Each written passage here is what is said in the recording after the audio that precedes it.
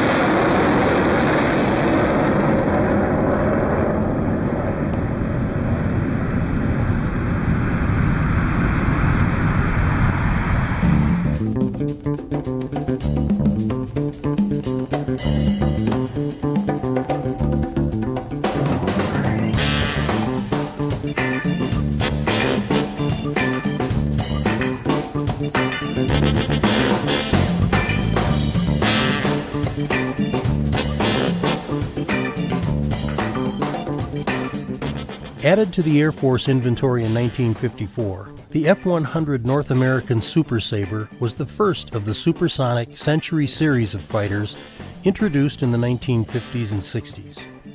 It was the first U.S. Air Force aircraft to exceed Mach 1 in level flight. It was also the first aircraft employed by the Wild Weasels, whose crews used radar-seeking missiles to destroy enemy radar and surface-to-air missile installations. The two-seat F-100F also gained fame flying high-risk missions north of Vietnam's DMZ as a fast-forward air controller. The operation was known as Commando Sabre, and the F-100s used the call sign Misty.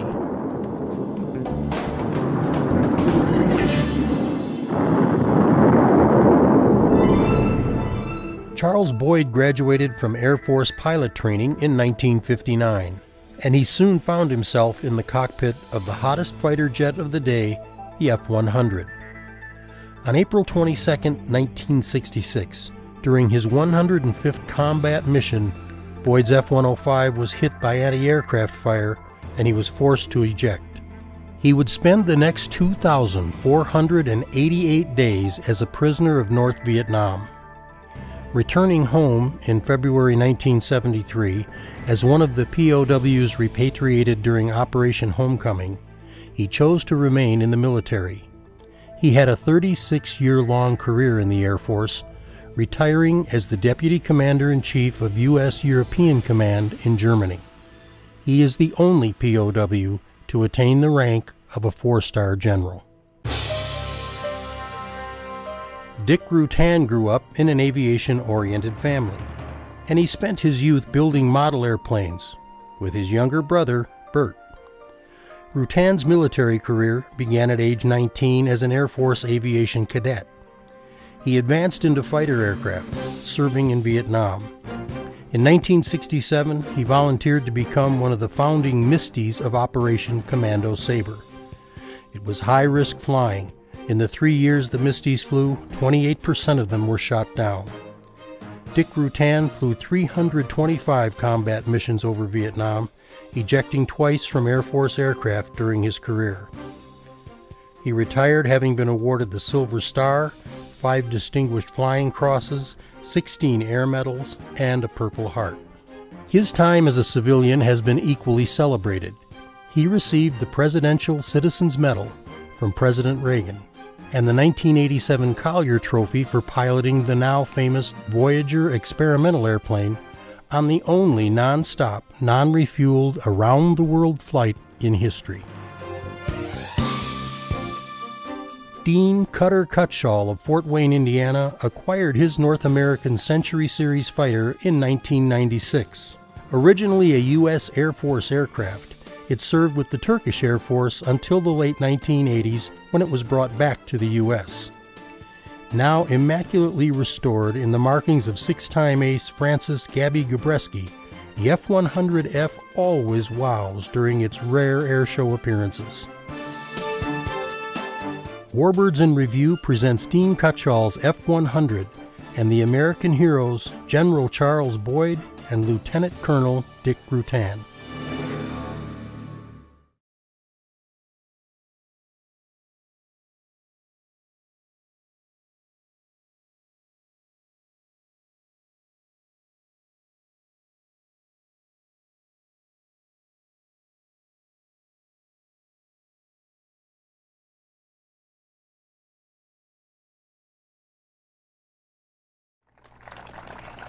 So you are terrific, and thank you very much. As John said, I'm Connie Boland, the founder of Warbirds in Review. Along with my husband Ed, we had an idea 14 years ago that who would have ever believed that it would come this far. And sorry I'm a little out of breath and running in here, but I've had 2 Mustang flights been out flying a P-51 with Jim Hagedorn. And as I bring up that name, Scott's Miracle Grow Company is our very generous presenting sponsor. So to Jim, thank you. And not only for this, but for the opportunity that I have to fly the P-51, thanks to he and Jack Roush. Somebody's got to do it, you know. And thanks to all of you for being here and making Warbirds in Review the success that it is.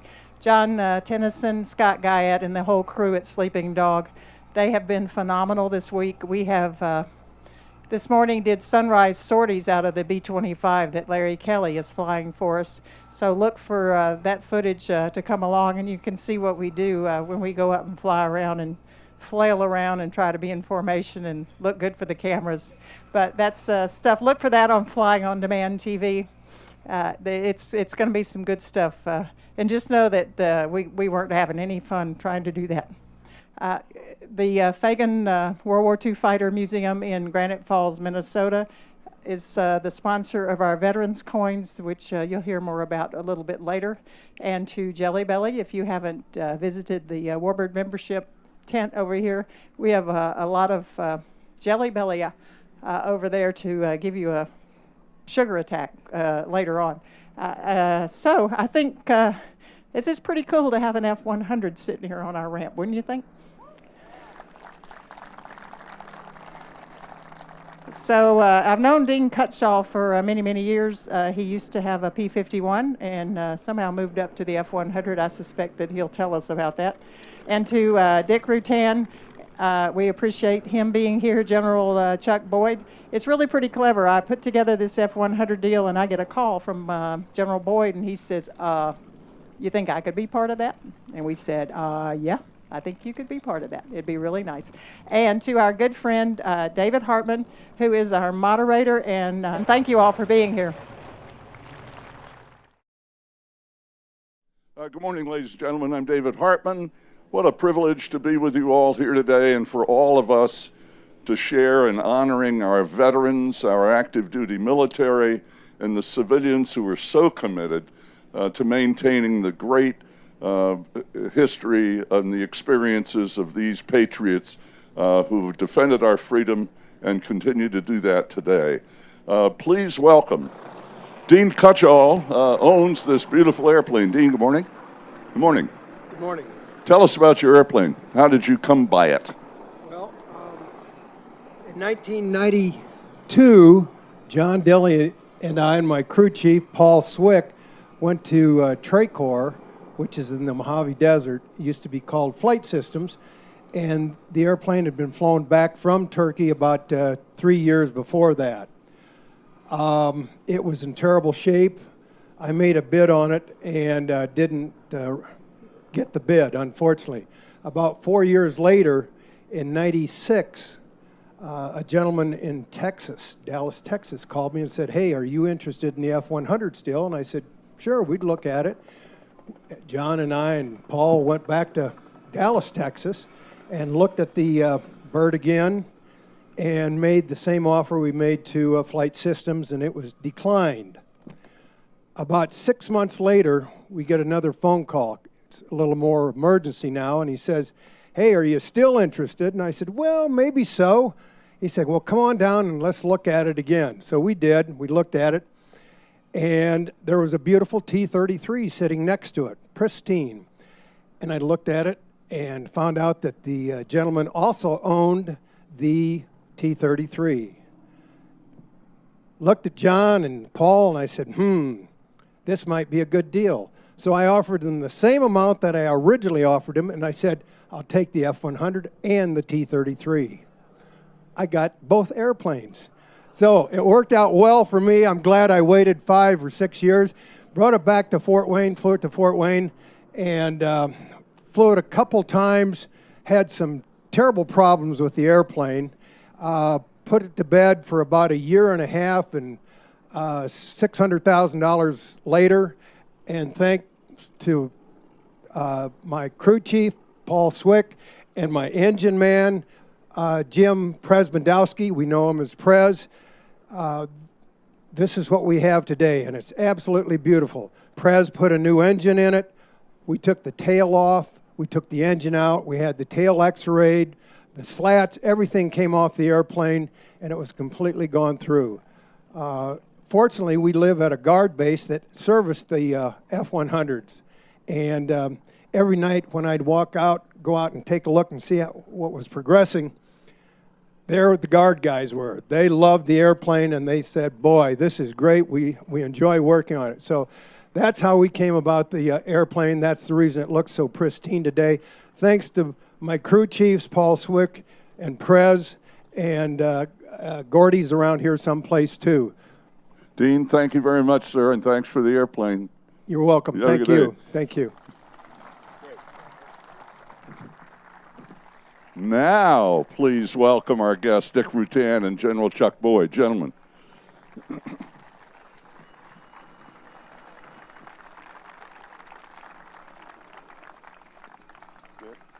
General, start us off. You flew the F-100 before Dick did, back in the early 60s.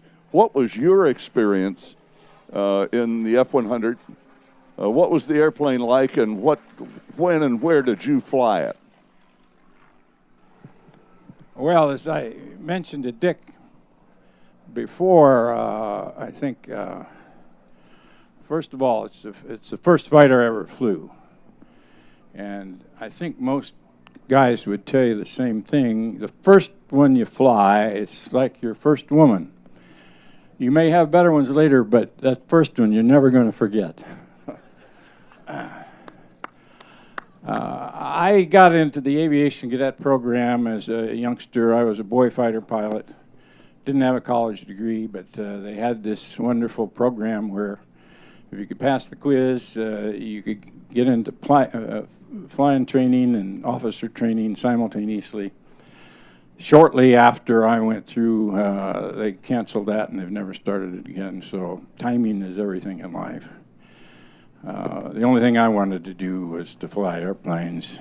From the time I was 7 years old, got my first ride in a Piper Cub, and when I was a teenager, I read Jim Salter's book, The Hunters, and then I knew I wanted to be a fighter pilot. And so besides my parents, I guess they were the two most influential people in my life. The F-100, I did well in pilot training, got an F-100, went there. I knew about the F-100 from the time that it had first test flight, I think, in 53, and it was the first airplane to go supersonic level flight, and so on and so forth. So when I got a chance to go to Luke, to fighter gunnery school in that airplane, I was on the top of the world. I wouldn't have traded jobs for anybody in the world or any amount of money. And the airplane was everything I thought it'd be. It was. You had to take 6 rides in a 2-seater here before you could get in the C model. And the very first thing I did when I got in that C model is turn the mirrors in so I could see myself in the mirror and make sure that I wasn't having a dream. I took it up to Wickenburg. There's a little area up there that was supersonic. I rolled that rascal on its back and pointed it down and broke the Mach for the first time in my life. And I figured I had won the lottery of life. So what about active duty, flying the airplane? What kind of missions? Where were you? Squadrons, assignments? Well, maybe it's worth a minute to put this in some kind of context, and Dick will, I think, remember this, I guess, exactly the same. The period in the 50s was one of a drought for the tactical aviation community. The big choice in the early 51 between tactical and strategic air, strategic won for a couple of reasons. Kurt LeMay was a force of nature, and Pete Quesada, who was the tactical guy, well, he lost the toss, and they had one more 4-star billet, and Kurt got it. And he was a bomber guy, and he had a president starting in 52 or 53 who maybe the last one that was really fiscally responsible, and one of the ways he got that way was by limiting expenditures. He knew he could have nuclear forces and with a deterrent effect that were cheaper than conventional forces. So the money went to SAC. The tactical outfit was hard up. And so a lot of us going through pilot training and what was happening to kids. Very often they go through gunnery school, but they didn't have an assignment, and they go to a GCI site, ground control intercept site, and which for a guy like that's fate worse than death. And that's what we all worried about. So, but when we finished, the times were changing a little bit. Some money was going into tactical forces, and I got an assignment to go to the Philippines. And we had paid homage to the nuclear missions by making these tactical airplanes mission nuclear capable, but so we had to do over-the-shoulder stuff and whatever. But we lived for flying air-to-air and air-to-mud. And this was a sweet airplane. It's the only one I knew, but as far as I was concerned, it was the best airplane in the world. A lot of people were thinking it was a dangerous airplane, and they built 2,294 of them, and 889 of them crashed, and a bunch of kids got killed in them. But for me, the airplane never did a bad thing to me. I never had anything ever happen to it, and I never even had a drag chute failure. It was a perfect airplane for me, and I'll love it till I die. So you were in the Philippines, but also went to Europe also? Well, not until I got into the 105. Okay. But that was the extent of the F-100 experience. That was the experience. When I left that operational tour in the 100, I said goodbye to that airplane. Never flew it again. Went to the 105 and. So, Dick, best airplane you ever flew, or not? Do you agree? It's the best airplane I ever flew, and for the same reason. Now, it had some quirky characteristics, but if you're a young fighter pilot, you take that on as a challenge. You didn't want to fly a mundane airplane. You wanted to fly this Hummer. But anyway, I got the same start that you did, and when I was a little kid and finally just grew up enough to look around, it was we were basking in the glory of the victory of World War II. And I look around and I just was fascinated about those guys that fought over Nazi Germany and the bombers and the P-51s, and I thought, I wonder if I could do that. Look at the courage. You're the only guy that comes back and a whole squadron is shot down. How in the world do you get in another airplane the next day and do it again? I couldn't imagine that people could actually do that. And it was a haunting thing all my life to find out whether in combat the little Dickie Rutan could do the same thing. Just wonder if it was up to it. And the very first time that this airplane was on public display was at Fresno Air Terminal, and he flew it up from LAX, the factory.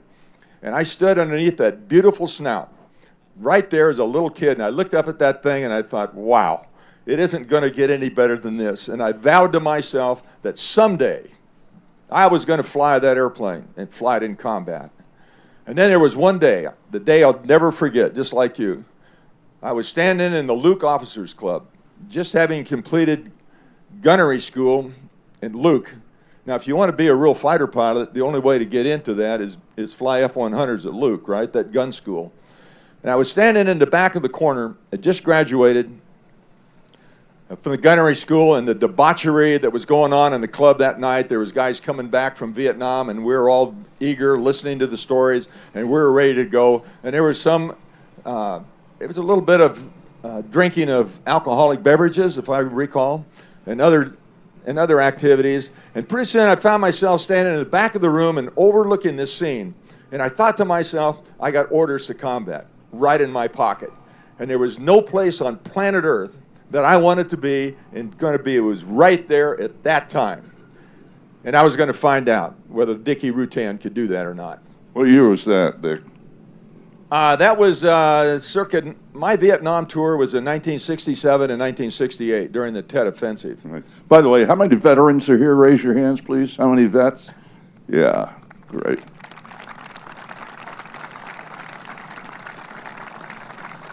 So, Dick, you get Vietnam squadron, and you begin Misties. Is that when that started? Well, that started, but a couple of things about this airplane that is kind of unique in itself. There was some really strange decisions made when this airplane first came into the inventory. Now, I can imagine that the Air Force was just thrilled to death. They were going to have a supersonic airplane at level flight. Wow. Now, in those days, we didn't have central air data computers and stuff. And North American told the Air Force, he says, hey, look, it's the pedostatic system. You know, they do not have a lot of experience in making a pedostatic system that would work. The big boom was going to help, but they said to the Air Force, now you can either have a pedostatic system that's accurate at slow speed, or you can have it accurate at supersonic speed. And so for some reason, somebody decided, wow, supersonic, that's really fast. The pilots need to know exactly what their altitude and airspeed is supersonic. Not even thinking that 1/10,000th of the flying time of all the F-100s would ever be supersonic. And so we found ourselves on GCA final approach, breaking out at minimums, 200 feet, and I'll never forget that the altimeter would unwind to 50 foot below the altitude. And we're doing at 500 knot laydowns, and the altimeter would be almost 2,000 feet in air. And if you would change back and forth a little bit, the altimeters would go all over the place. But boy, as soon as you went out of the Mach, it would swing around, whoop, and now we're accurate. Wow, we have accurate supersonic. Another thing, too, is that this is an airplane that actually has to be flown by the pilot. Wherever you move the controls, that's what the flight services do. Now, that's kind of strange, you F-16 guys, but the pilot actually had to move the controls and to move the control surface. Now, one thing about the F-100, it had a little directional problem, especially the early ones, right, the A models. And some guy was landed at Edwards Air Force Base, and he got it the nose high a little bit. And the burner at those days, they didn't light very reliably at high angles of attack. And he got in the classic saber dance, and I think every one of you has seen that. And I know when I went into gunnery school, they sat down and says, welcome to F-100 training. We got a little film we want to show you guys. And so we all got to sit there and watch the saber dance. But that was they tried to fix the tail and make it a little bigger and a little bit more rudder and try to refine that. But all in all, when you're in air-to-air combat, ACM and training, that the real good guys, they could pull the nose around and they can get it right on the very edge of a burble. And if you wanted to reverse course, you didn't do it with rudder, you just did it with, if you got to be careful, just a little opposite aileron and whap, you'd be around to the right side. And the adversary, he couldn't do that, unless he was doing it just right. But what a fantastic airplane. Another thing is it had a hard light, the afterburner. And it had this squirrel cage. And this is an afterburner that was stolen from an F-102, and they were very reliable. But the old squirrel cages, when that thing would light, if you had a lot of, kind of slow and a lot of angle of attack on the airplane, and you push it up to mill and put it out to burner, you'd always kind of hunker down like that. Because you could feel the engine, it would go, ew, bam! And fire would shoot out the front, and dirt would fly up in your face, and you say, ooh, wow, that was really cool. So after a while, you got the thing that you could unload it to a lower angle of attack, and you put it out burn, but you put it all the way in min burner. And then you could feel the eyelids finally come open. Now they're open. Now you can gun it, and now you're in full afterburner. So it was really a strange, neat airplane. So, get back to mission. Yes. John, let me add just one little thing to reinforce what Dick said.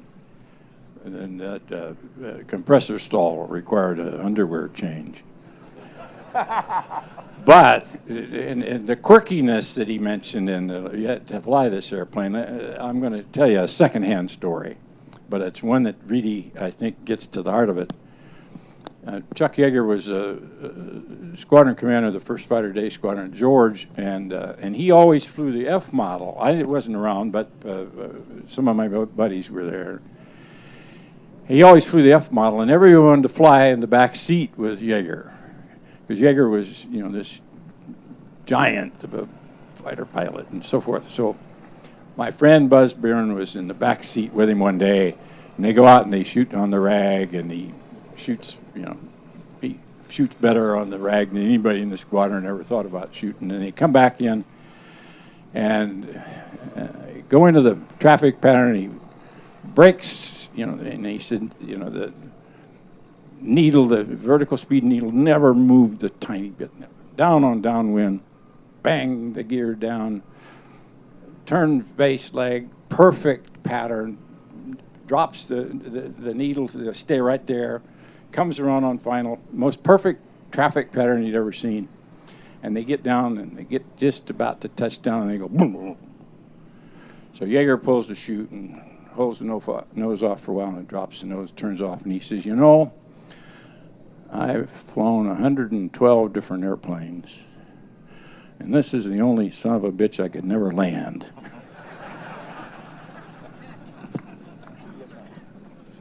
So, Dick, back to Vietnam. Your missions. What were you flying?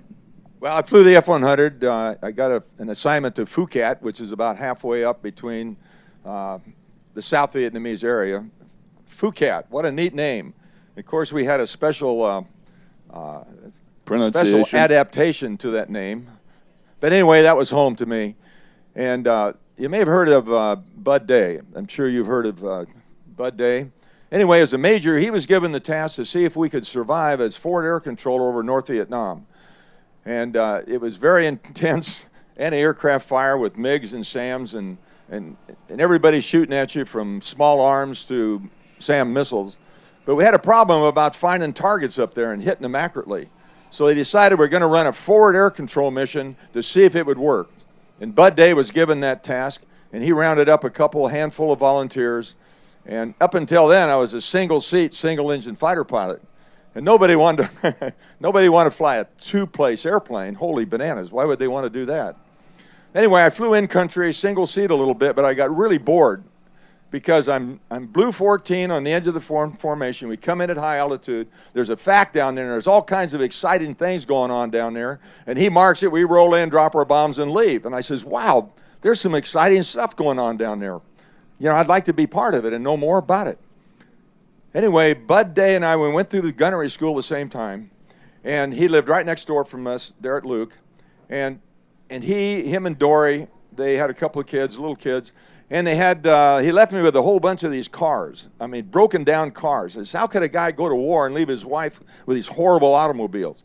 And so I spent a lot of my spare time fixing Bud Day's junk cars that he left there.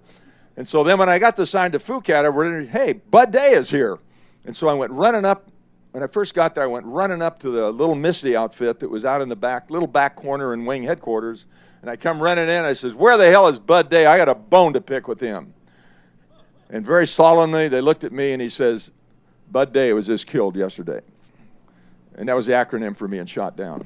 And I thought, my God, this is war. People really do get hurt. Misty's, where'd that name come from? What's it mean? Misty was the call sign, and it came from Bud Day, and I think he liked the song a lot. But then when I found out what they were doing up there, and our missions were about 6 hours long. We had our own dedicated tanker off the coast of North Vietnam, and we'd come up there, and we would penetrate North Vietnam at low altitude right at dawn. And about an hour How low altitude? 3,000 or 4,000 feet, sometimes lower. And it was really funny. You get up and you have a 1 hour intelligence briefing for the front seater, back seater. Now, the thing about the Misty is we didn't have a pilot-co-pilot relationship. Every other mission we would swap front and back. The guy who was in the back, he was the secretary, and he was really busy. He took all the film. He recorded all the sightings, all the visual reconnaissance things. He checked all the fighters in. He found out their ordnance. He briefed them on the target. And then the front seater actually marked the target and put them in, and then we give them their bomb damage assessment and sent them on their way. And a lot of times, The bomb damage assessment was none of your ordnance was within 10,000 meters of our target, no visible damage. Have a nice day. How'd you mark the targets? Well, the F-100 was set up, we had 7 Willie Pete rockets on each outboard pylon. And it was, we could fire them singly, and there were white phosphorus. Call them Willie Pete's. And you'd fire this thing down, and it would glow with smoke for a while, and then you could mark them. But from, I wanted to go to Misty so bad. I didn't want to be in country anymore. He says, well, you're a new pilot, and you can only be flight leads can go there. I says, okay, what do I got to do to be a flight lead? He says, well, Rutan, you're a long ways from that status. It may take you 6 months to work to be a combat flight lead. But I kept bugging him and bugging him and bugging him, and finally the commander says, all right, God damn it, Rutan, we're going to give you a flight lead checkout. And so I went out, and I was no more qualified to be a flight lead, but I got the flight of 4 out, and we actually hit a target, and we came back, and he says, now get the hell out of here. I'm tired of you bitching about it. And I stayed in Misty the whole time. Misty had a very high loss rate. They only wanted people to stay there for 120 days. It was 3 months.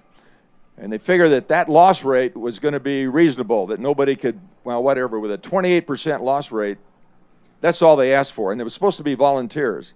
I did my first 120 days, and I thought, wow, this is really exciting. And there was no fine way that I was going to go back busting trees and killing monkeys again. So I talked them into a second tour, and I got shot on my start of my third tour. Describe that. What was the shoot down? How did it happen? Well, I got in the way of a big anti-aircraft round one day. And it's ironic because then I bugged the 105 guys and I stole their patch. They got a really neat patch that says North Vietnam, 100 missions, and an F-105. Now, when I got shot down, I realized, wait a minute, I have 105 missions and an F-100. And so I took their patch and swapped the 0 and the 5 over, and I wear it.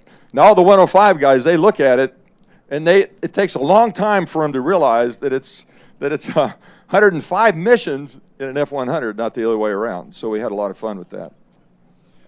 You bail out? Yeah, well, you ejected. Ejected.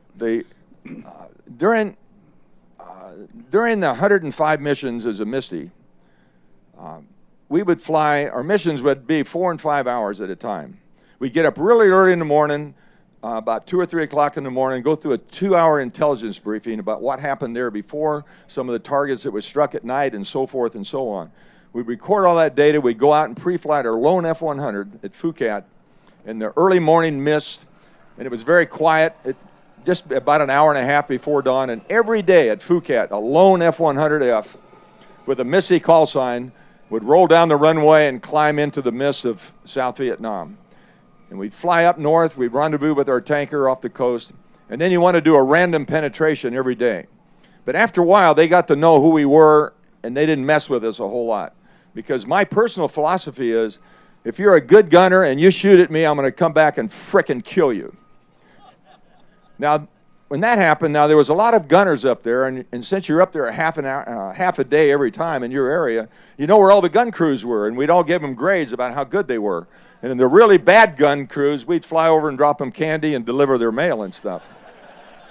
But every once in a while, there'd be a good one, and they would lead you just right, and the tracers or the 37 millimeter would come by the cockpit so close that you could feel the shock waves coming off. And then you'd roll back, and there he was, and it's a classic ring floating off this gun sight.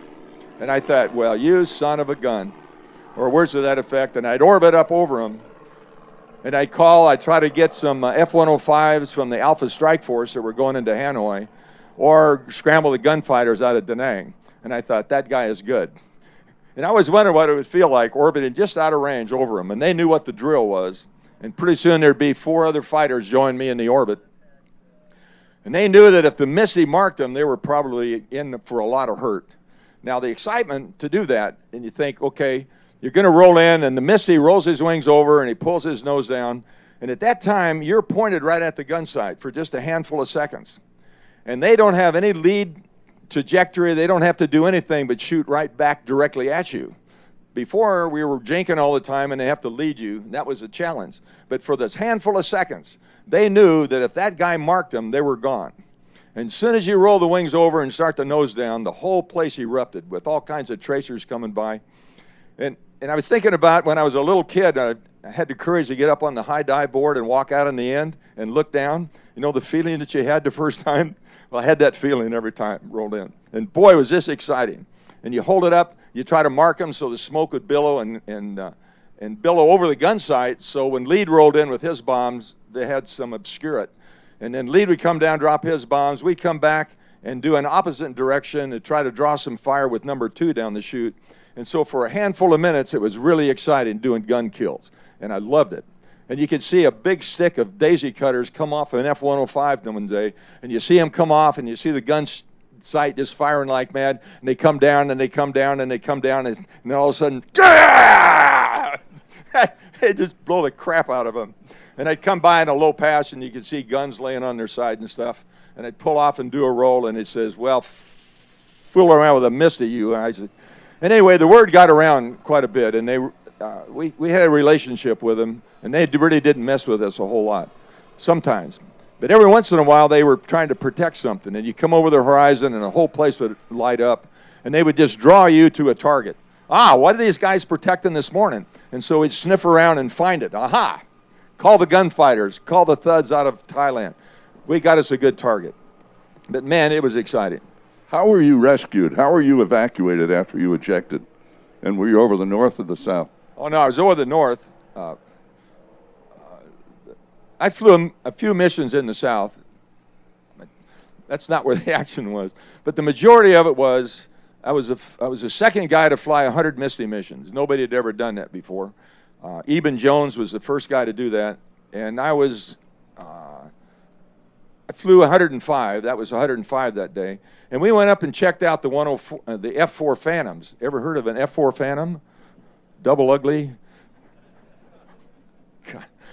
Anyway, I was going to go up and check them out in Da Nang. And so I went up there one day, and they were flying the same Misty profile. Went up, refueled, and now that ugly smoking F-104 or F4 came down the same place that we did every morning or randomly, and then they didn't know. They say, hey, that's not a Misty. We got to shoot him.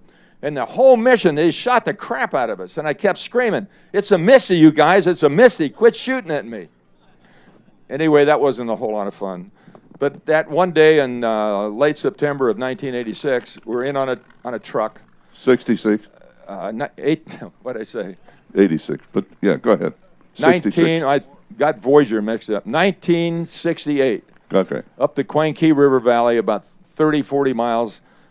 We put a flight of fighters in on this truck that we needed to kill, and they all missed. And every once in a while, the Misty would just say, the guys went up there 2 or 3 flights, miss everything. And we weren't supposed to do that. And so we'd come back around, and I'd strafe with our cannon here. I'd strafe 3 or 4 trucks and pull off. But then I couldn't take credit for it. I'd happen to give it to the guys that couldn't hit the ground barely. I says, oh, by the way, guys, I'm going to add 3 trucks to your kill so you can take that home. And their ordnance never came anywhere close. But and this day, those guys all missed. And for some reason, we kind of broke a rule, and the guy was with, his name is Chuck Shaheen, and he was finishing his first tour. And we were high school guys in the same area. And I says, hey, Chuck, this is your Champagne mission. Why don't I go with you? And I thought we were going to have a little thing in the Orange Cove register that said, 2 local boys finished last mission. And so I went with Chuck on his last mission. And we went down, and we tried to do a angle strafe. And we looked around, and he thought, that damn truck. And so Chuck got right down in the weeds, which violated all the rules that we're supposed to, at about a 2-degree angle strafe pass. And I was looking around the corner, and Chuck opened fire and blew the hell out of the truck.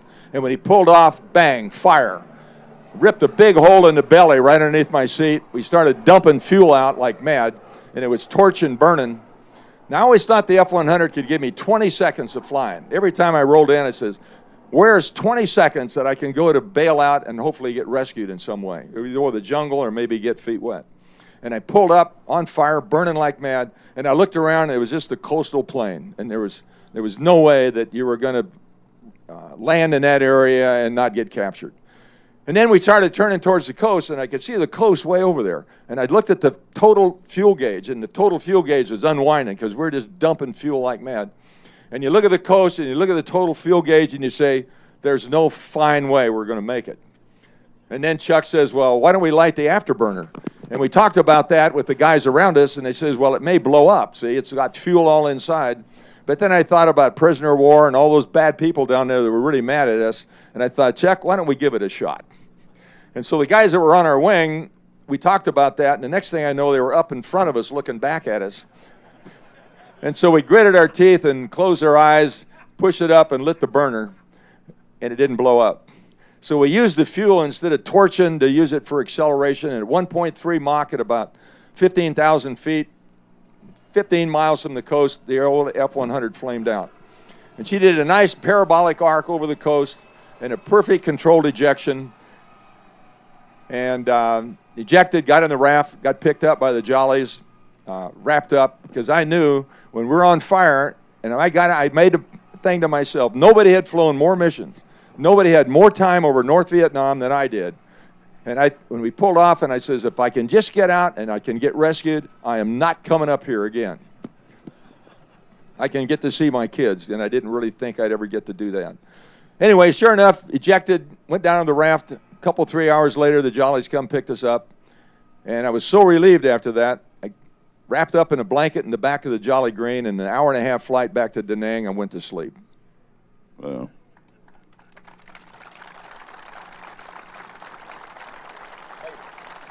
I was going home. General, F-105, Thuds. Where did it get that name, Thud? Well, they were crashing quite a few of them, and they'd go thud when they hit the ground. I didn't think you'd ever admit that. That's what the F-100 guy said. So what were your missions? You were flying out of where, Thailand? Yes, I was flying out of Karat on the. Well, I've been in and out of Thailand starting actually in the 100 days, well before the war. But by the time I went back there, PCS, I was flying out of Karat, and we were doing bombing missions mostly on assigned targets in various places in North Vietnam. Some General? road reconnaissance. Right up in. All right. There you go. Some road reconnaissance missions, but mostly fixed target missions. Right. We've heard that the Vietnamese seem to know where you were coming and when you were coming. How accurate is that? Well, there are a lot of theories on that they had help from our own government. I've never bought that theory, but that's a widely held view. There are rumors that the 7th Air Force was infiltrated and they were getting the frags information. I don't know that that's true, but what I do know is that if they were important targets, it seemed like they really had a lot of capability there to be shooting at us. And I do know that we on some important things that needed to be done that any competent commander would insist upon doing, we were forbidden from doing. For example, we sat and watched the SAM sites being built. I say watched by reconnaissance photography. And we were forbidden to go in and strike those targets that were under construction until they were fully operational, and then we were allowed to go at a point where it was a dicey business to be doing. Have you any idea what the reasoning was behind keeping you from blowing them up while they were being built? It seemed to be that we only wanted to aggravate them up to a certain level. Or other theories were there are a lot of Soviet guys that are on those sites doing the construction, and we didn't want to kill any of them. But I really don't know. I think we had a massively incompetent White House at the time who really didn't know how to conduct a war. And and a lot of kids didn't come home as a result. Yeah, a lot of the guys, we'd fly up there and they'd have bombing halts. And I spend a lot of time trying to find the hidden trucks and all the truck parks during the day. And then that individual in the White House to say, well, we're going to have a bombing halt. And they'd all come out and they'd line up. There'd be hundreds of trucks lined up. And we'd circle over there and couldn't even touch them.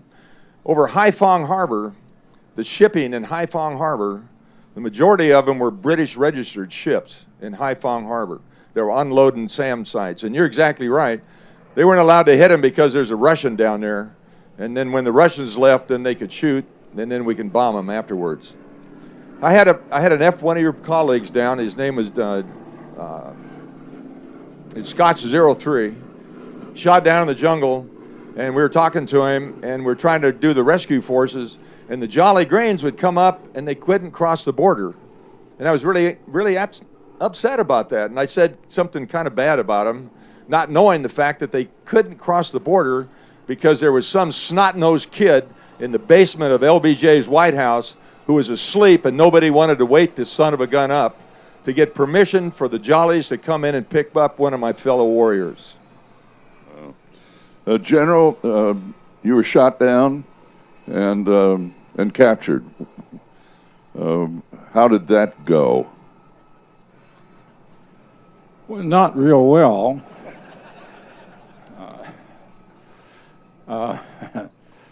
I was on a SAM suppression mission that day, and we had F-100 F model wild weasels. Later on, there were Thud weasels, but at that time they were 100. So to be one F-100 weasel with the most sophisticated gear we had at the time, anyway, the sensor equipment, and 3 strike aircraft.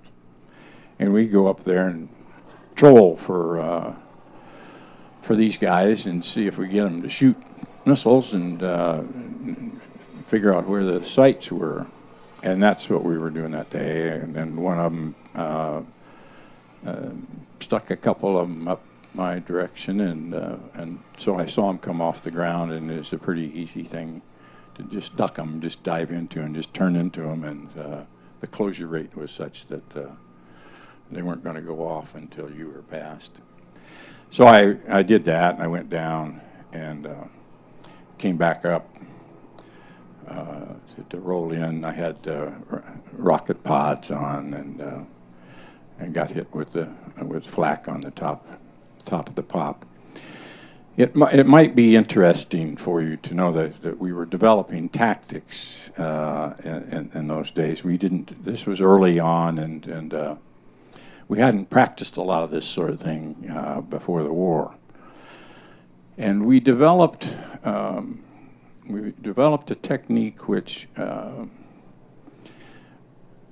also became, in a certain way, which I'll try to explain, the creed, I think, of the fighter pilot of the day.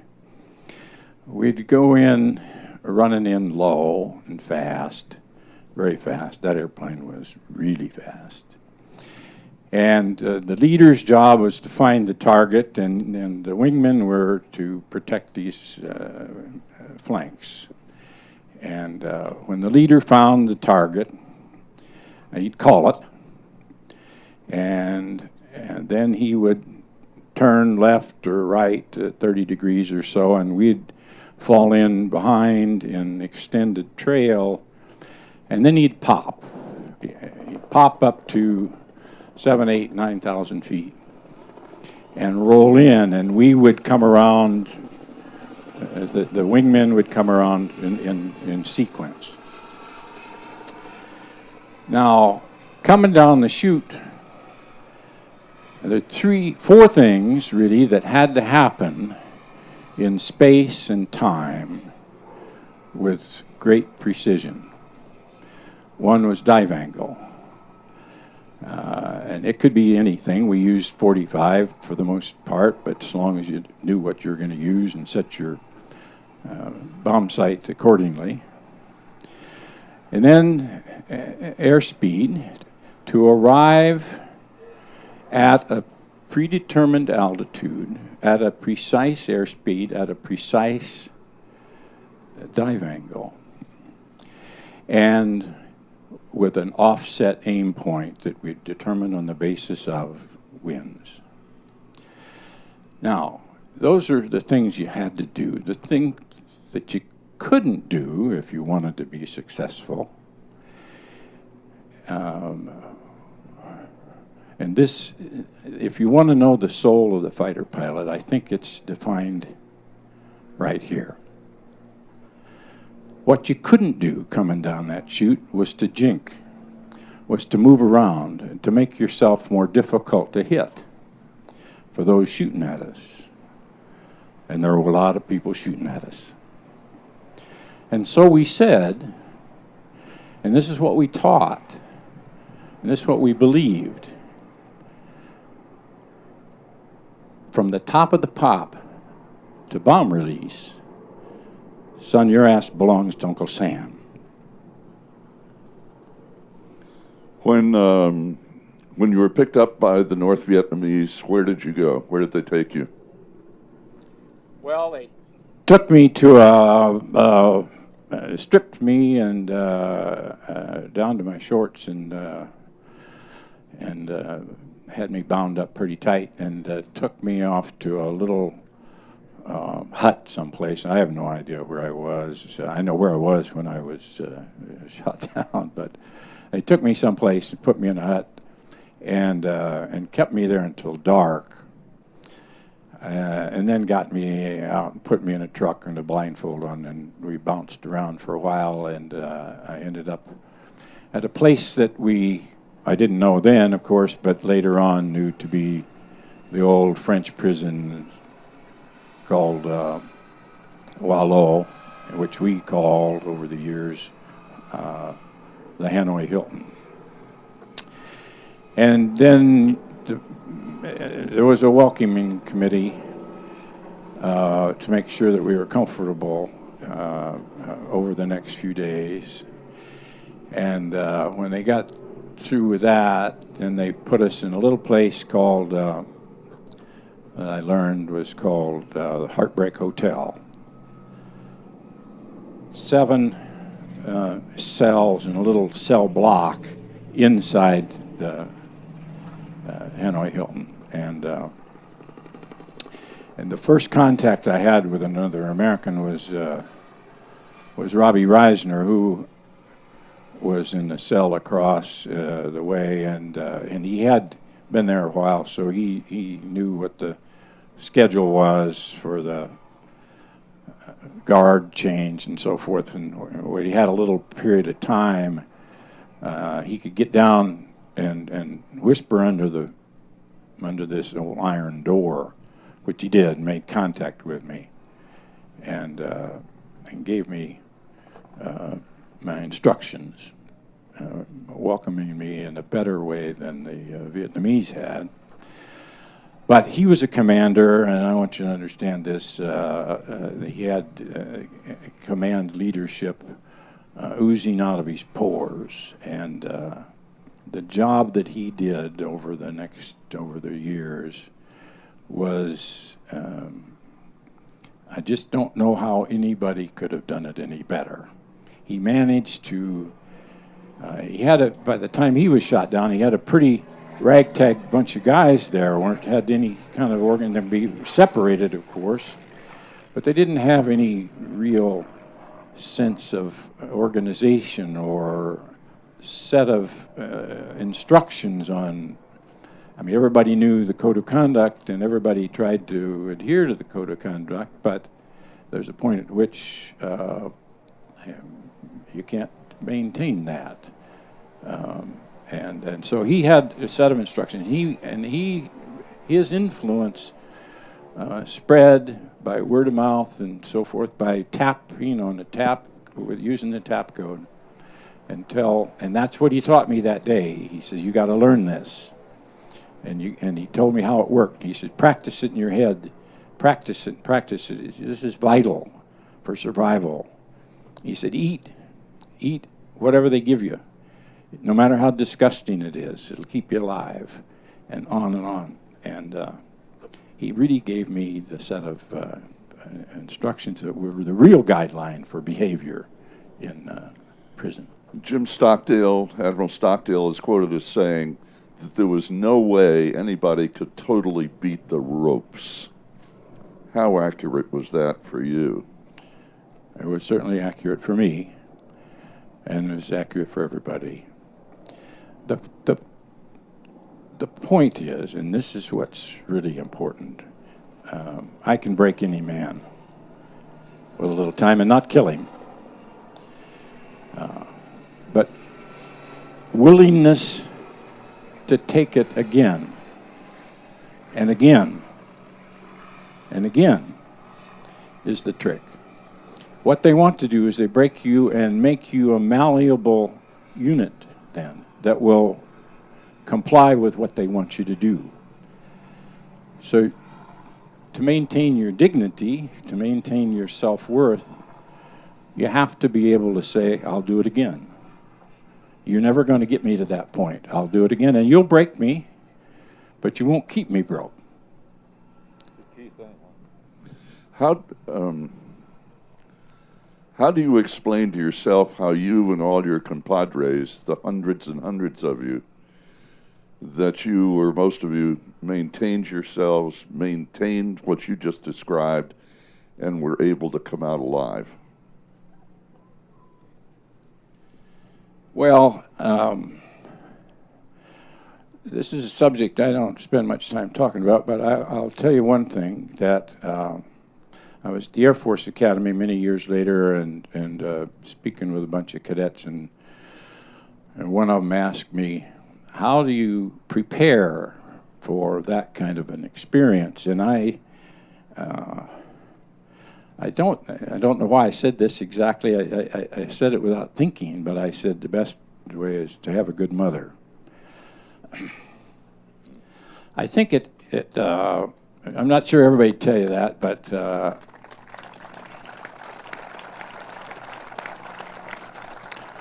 I think there's something about American character, and you get it at home. And the kind of guys that we were, that kind of slice of life in our country, were the kind of guys that had that kind of character. I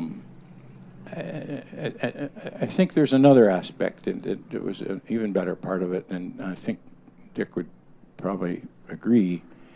There's something about the solo mentality of the fighter pilot that I do this all by myself. I don't do things by committee. And it's up to me. What happens in here is up to me. It matters to me. I matter to it. And that's, I think, helpful in getting through a difficult experience. Self-worth, self-responsibility. And that's a characteristic that you find, and I'm sure it's the same. I haven't flown with any of those kids today, but I'm sure it's the same today. Kids flying F-22s and what have you. It's a matter of character. It starts with your mother, and it ends up in the acculturation process of the fighter pilot. Dick? No, it's the character. And real quick little statement. It's a character of who we are. They say, well, he's a hero. Look how brave he is. And that's not the case at all. It's a normal, typical, freedom-loving person who rises to the occasion when they're faced with that. You think, well, I could never be a hero. And I say, BS, you could be a hero. If that situation came up, it would. And in fact, the time that America was attacked since Pearl Harbor, the worst attack on 9/11.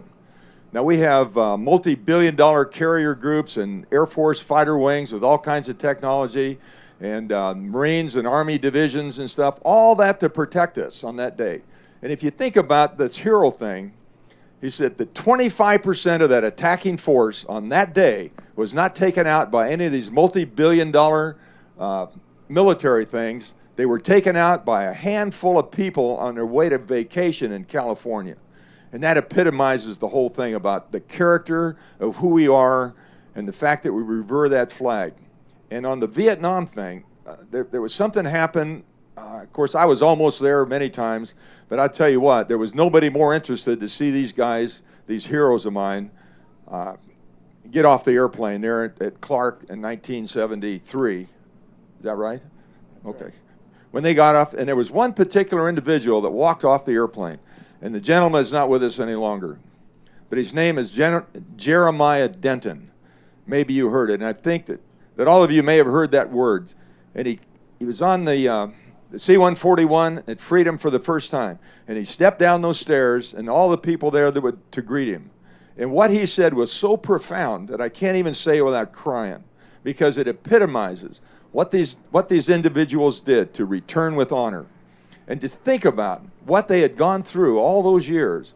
And Jeremiah Denton walked up to the microphone and he said, "I consider it an honor to have had the privilege of serving my country under difficult circumstances." And I just can't imagine how lucky we are to have people like that considers that a privilege to be able to go through something like that. God bless you and your comments. Jerry's speech is the best speech I ever heard. That's right. Ladies and gentlemen, General Chuck Boyd and Dick Rutan.